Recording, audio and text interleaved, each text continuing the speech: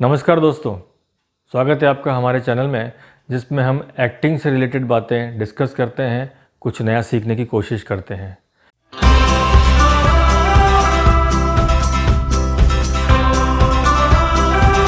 तो जैसा कि आपने टाइटल में पढ़ा कि डायलॉग डिलीवरी बहुत ही इम्पॉर्टेंट है जो आप अपना स्क्रीन पे प्रेजेंट करने वाले हैं, और डायलॉग को याद करना भी बहुत इम्पॉर्टेंट है, तभी आप डायलॉग डिलीवरी कर पाएंगे।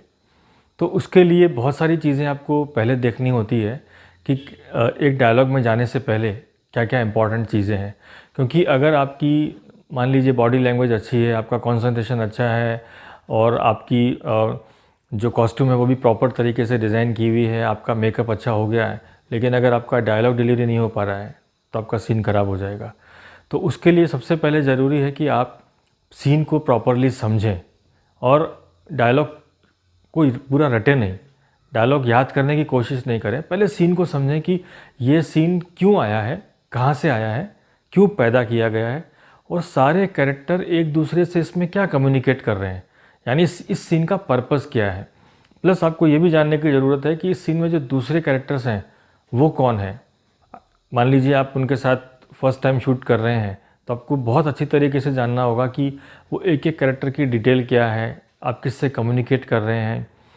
उसके बाद हो सके तो आप सीन से पहले आप अपने उसी जोन में रहिए, उसी मूड में रहिए जो आपका सीन का मूड है। कई बार ऐसा होता है कि मैंने देखा है कि आर्टिस्ट शूट होने से पहले, यानी कि आपका सीन शूट होने से पहले मेकअप रूम में या वैनिटी वैन में गप्पे मार रहे हैं, कुछ और डिस्कस कर रहे हैं, फ़ोन पे बात कर रहे हैं, फोकस नहीं है उनका, और जब डायलॉग परफॉर्म करने की टाइम आती है नहीं कर पाते हैं। तो आप जितना हो सके अपने आप को उसी मूड में रखिए।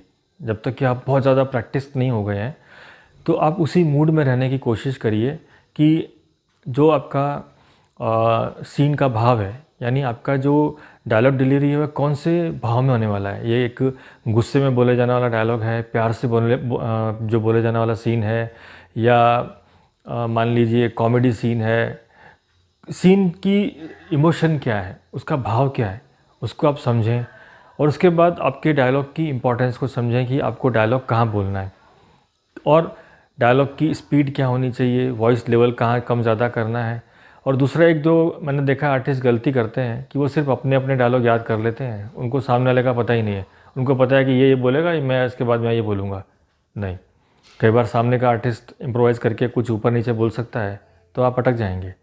दूसरा, आपको एक और भी बात ध्यान रखने की ज़रूरत है कि जब सामने वाला डायलॉग बोल रहा है तो आप अपने एक्सप्रेशंस देते रहिए कि हाँ, हम उसकी बात सुन रहे हैं, और जिस तरह का वो डायलॉग है उसके हिसाब से आपको अपना एक्सप्रेशन देना है। आश्चर्य का है, खुशी का है, सैड है, वॉट एवर इट इज़। तो आपको पूरा सीन में इन्वॉल्व रहना पड़ता है।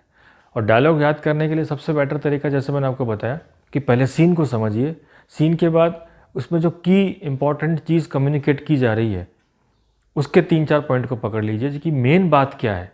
मेन बात, अगर आपको मुद्दा पता है तो आप उस ऑलरेडी सीन में है तो आप अपनी बात कम्युनिकेट कर पाएंगे। थोड़ा बहुत आप इम्प्रोवाइज़ भी कर सकते हैं, अगर आप उसी फ्रेम में हैं तो आप इम्प्रोवाइज़ उसी दायरे में कर पाते हैं। तो सबसे पहले जैसे मैंने आपको बताया कि आपको डायलॉग में घुसने से पहले बहुत सारी चीज़ें देखने की ज़रूरत है कि आपका उसमें कैरेक्टर है, उसकी कैरेक्टर की बॉडी लैंग्वेज क्या है, आपको उसके हिसाब से आपका डिक्शन जो है, कम्युनिकेशन, वो आपको बनाना पड़ेगा कि वो किस तरह से बात कर रहा है, सामने वाले से आपकी केमिस्ट्री क्या है, कि आपको उससे किस तरह की बात करनी है, आपको उससे ज़ोर से बात करनी है, या वो उससे प्यार से बात करनी है, या गुस्से में बात करनी है, या कुछ टॉन मारते हुए लहजे में बात करनी, वो आपको सीन समझ के करना पड़ेगा। और डायलॉग के लिए हमेशा मैंने बोला है, रट्टा मत मारिए, पूरा सीन समझेंगे तो क्या होगा, अगर सामने वाले ने भी कुछ इम्प्रोवाइज़ कर दिया तो आप भी कुछ इम्प्रोवाइज़ करके 1-2 लाइन ऐड करके वापस उस मुद्दे पे आ सकते हैं, सीन अच्छा बन जाता है। क्योंकि रटा रटाया सीन में कभी भी मज़ा नहीं आएगा। और आप खुद देखेंगे कि कई बार होता है कि जब बहुत सारे लोग, आर्टिस्ट लोग काम करते हैं तो वो एग्जैक्टली उसी तरह से डायलॉग नहीं आते हैं, वो इम्प्रोवाइज़ करके बोलते हैं। तो अगर आपके सिर्फ रटा हुआ होगा तो आप सोचेंगे कि ये तो इसमें लिखा ही नहीं था, इन्होंने कैसे बोल दिया। तो आप उसको रटिए मत, की पॉइंट्स को ध्यान रखिए, सीन की इम्पॉर्टेंस क्या है, क्यों सीन बनाया गया है वो मुद्दा ध्यान में रखिए, आपको क्यों और कब कैसे बोलना है उसके लिए वेट करिए। आप ये मत सोचिए कि अभी ये बोलेगा तो उसके बाद मुझे ये बोलना। आप बिल्कुल ये भूल जाइए कि आपको आगे का लाइन याद है। जैसे वो सामने के कैरेक्टर्स आपको बोल रहे हैं, आपको अब उनके हिसाब से सोच समझकर अपना डायलॉग बोल देना है। यानी आपको पहले से प्रिपेयर्ड नहीं रहना है। इससे सीन की खूबसूरती बन जाती है, वो और नेचुरल बन जाता है। क्योंकि एक अच्छे एक्टर की सबसे बड़ी बात है कि उसको जितना हो सके सीन को नेचुरल बनाना है। नेचुरल के लिए कि आप खुद पहले नेचुरल रहिए, एजम्पशंस मत करिए कि आपको आगे का सीन पता है। उससे सीन बहुत ब्यूटीफुल होगा। कई बार अच्छे इम्प्रोवाइजेशन निकल के आते हैं, हम लोग लाइव शूट पर देखते हैं कि बहुत अच्छे इम्प्रोवाइजेशन बन जाते हैं और डायरेक्टर उसको बहुत लाइक करते हैं कि नहीं, आपने ये सीन सबने मिलके बहुत अच्छा किया। क्योंकि जो लिखा हुआ है वो सभी को पता है, जो यानी जो यूनिट जो काम कर रही है, लेकिन आप उसको कैसे सीन को बनाते हैं, क्या एक्सप्रेशंस देते हैं। कई बार ऐसा है कि आप डायलॉग बोल के आप अपना वेट कर रहे हैं कि मेरा अगला डायलॉग कब आएगा। नो, आप इन्वॉल्व रहिए। आप दूसरे दो लोग बात कर रहे हैं, उनके सीन में खड़े हैं, तो भी आपकी इंपॉर्टेंस है। आप सुनिए, कभी इधर देखिए, कभी उसकी तरफ देखिए जो डायलॉग बोल रहा है, अपना कुछ एक्सप्रेशन दीजिए। वो हो सकता है वो क्लोज शॉट कट के आपका एक अलग से खाली एक्सप्रेशन का सीन लगेगा। तो सबसे ज़्यादा ज़रूरी है सीन को समझना, की नोट्स जो उसके हैं उसको समझना, सीन से पहले उसी इमोशन में अपने आप को मेंटेन रखना, इन्वॉल्व रखना। तो आपका कंसंट्रेशन बना रहेगा, आप सीन में बिखरेंगे नहीं।